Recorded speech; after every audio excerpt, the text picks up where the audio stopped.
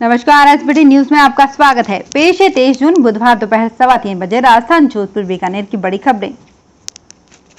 Office, मिल, factory में काम करने वाले कर्मचारियों, मजदूरों और वर्कर्स के लिए आने वाला जुलाई का महीना काफी बड़े बदलाव लेकर आ सकता है, क्योंकि नए वेज कोड की चर्चा ने एक बार फिर जोर पकड़ लिया है। 1 अप्रैल से नया वेज कोड लागू होना था, लेकिन श्रम मंत्रालय ने इसे टाल दिया। अब इसे जुलाई से लागू किया जा सकता है। अगर ऐसा हुआ तो नौकरी पेशा लोगों के सैलरी स्ट्रक्चर में बड़ा बदलाव देखने को मिल सकता है। राशन कार्ड के तहत खाद्यान्न लेने वालों के लिए खुशखबरी है। अब राशन की दुकान पर कोटेदार घटतौली नहीं कर पाएंगे। राष्ट्रीय खाद्य सुरक्षा कानून के तहत लाभार्थियों को सही मात्रा में खाद्यान्न उपलब्ध हो, इसके लिए केंद्र सरकार ने राशन की दुकानों पर इलेक्ट्रॉनिक पॉइंट ऑफ सेल उपकरणों को इलेक्ट्रॉनिक तराजू के साथ जोड़े जाने के लिए खाद्य सुरक्षा कानून नियमों में संशोधन कर दिया है। राज्य के विद्युत उपभोक्ताओं के लिए आर्थिक चिंता बढ़ाने वाली खबर है। फ्यूल सरचार्ज के नाम पर विद्युत उपभोक्ताओं को 16 पैसे प्रति यूनिट अधिक देने होंगे। इसके लिए डिस्कॉम ने ऑडिटर को प्रस्ताव भेजा है और संभव है कि ये सरचार्ज इसी माह लागू हो जाए। ये राशि जनवरी से मार्च तक उपभोग की गई बिजली यूनिट के अनुसार जुड़ेगी। राजस्थान की राजनीति में अब फोन टैपिंग पर वापस सियासत शुरू हो गई है और भाजपा ने इस मसले पर कांग्रेस को ही घेरने की रणनीति भी बना ली। मीडिया रिपोर्ट्स के अनुसार गहलोत सरकार के पिछले साल आए सियासी संकट के दौरान फोन टैपिंग मामले में केंद्रीय जल संसाधन मंत्री गजेंद्र सिंह शेखावत ने दिल्ली क्राइम ब्रांच में मुकदमा दर्ज कराया था। अब इस मामले में मुख्य सचेतक महेश जोशी को दिल्ली पुलिस ने पूछताछ का नोटिस भेजा है। वहीं कांग्रेस सरकार भी इस मसले पर एक्टिव मोड में आ गई है। सीएम अशोक गहलोत ने इस बारे में महेश जोशी के साथ साथ अन्य विश्वस्त नेताओं से विचार विमर्श किया और बड़े वकीलों से राय भी लेनी शुरू कर दी है। सवाई माधोपुर जिले के रणथंभौर नेशनल पार्क में टाइगर सफारी बंद होने से करीब 1000 लोगों पर अपने परिवार को पालने का संकट आ गया है। कोरोना की पहली लहर और दूसरी लहर ने इन लोगों को आर्थिक मंदी झेलने को मजबूर कर दिया है। इन सभी लोगों की पुरानी सेविंग खत्म हो चुकी है और अब ये बेहाल हैं। रणथंभौर नेशनल पार्क में करीब 300 नेचर गाइड और ईडीसी गाइड कार्यरत थे, जो यहां आने वाले सैलानियों को पार्क के वन्य जीवों के बारे में जानकारी देते थे।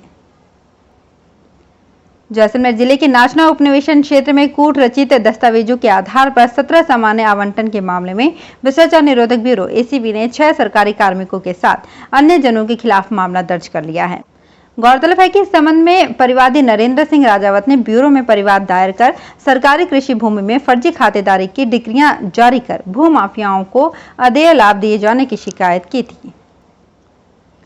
बीकानेर में कोरोना रोगियों की संख्या में लगातार हो रही कमी ने अब एक्टिव केस काफी कम कर दिए हैं। बुधवार को यहां सिर्फ 2 पॉजिटिव सुबह की रिपोर्ट में आए हैं। ये दोनों केस बीकानेर शहर के हैं, जबकि ग्रामीण क्षेत्रों से लिए गए सभी सैंपल नेगेटिव रहे।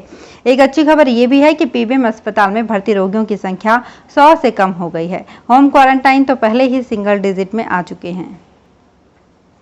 मारवाड़ में स्थितियां अनुकूल नहीं होने के कारण दक्षिण पश्चिमी मानसून की रफ्तार धीमी पड़ गई है। इससे यहां आसमान पर बादलों की आवाजाही तो हो रही है, लेकिन वो बरस नहीं रहे हैं। शहरवासियों को बारिश का इंतजार है, वहीं बादल व नमी की वजह से उमस का कहर जारी है। कोरोना के चलते करीब 1.25 साल से बंद Bikaner Guwahati weekly special train का संचालन 30 जून से शुरू होगा।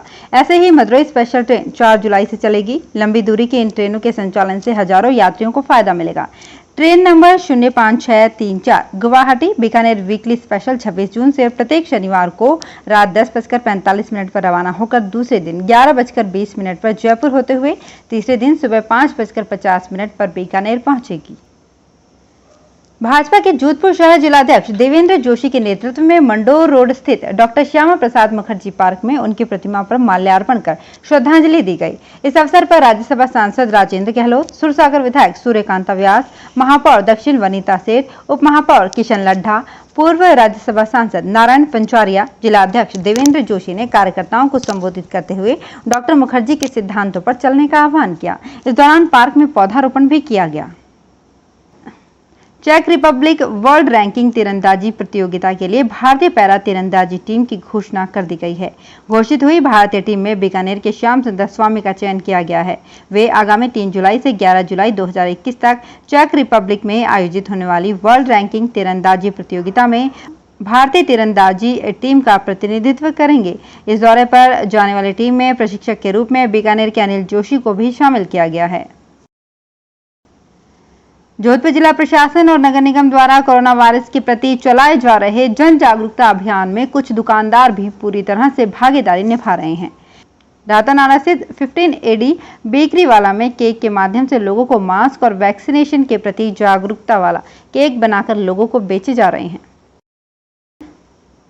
बीकानेर के पंडित दीनदयाल उपाध्याय सर्किल पर एकीकरण कराए बिना ही व्यावसायिक भवन का निर्माण करने पर 3 भूखंड मालिकों को UIT ने नोटिस जारी कर 3 दिन में रिकॉर्ड तलब किया है। पंडित दीनदयाल उपाध्याय सर्किल के पास राजमाता जी का नोहरा के अभिषेक यादव, गांधीनगर के पृथ्वी सिंह शेखावत और संगीता शेखावत के 3 अलग अलग व्यावसायिक भूखंड हैं, जिन पर संयुक्त रूप से भवन निर्माण कराकर वहां बार एवं रेस्टोरेंट खोला गया था। जयपुर शहर विधायक मनीषा पंवार ने विभिन्न लंबित विकास कार्यों को लेकर जिला कलेक्टर इंद्रजीत सिंह से चर्चा की।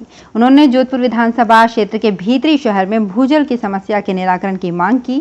साथ ही जोधपुर हेरिटेज के महत्वाकांक्षी प्रोजेक्ट पचेटिया हिल व बाईजी के तालाब को विकसित करने और कार्य प्रगति में आ रही बाधाओं को दूर करने पर चर्चा की।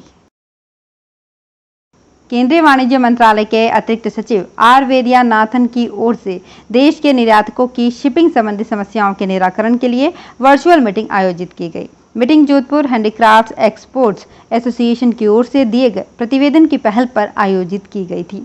मीटिंग में केंद्रीय वाणिज्य सचिव ने निर्यातकों की समस्याओं के समाधान के लिए संबंधित विभागों को निर्देश जारी किए।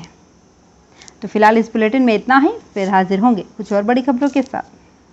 SBT न्यूज के और भी वीडियोस को देखने के लिए हमारे चैनल को सब्सक्राइब करें और नोटिफिकेशन पाने के लिए बेल आइकन को प्रेस करें।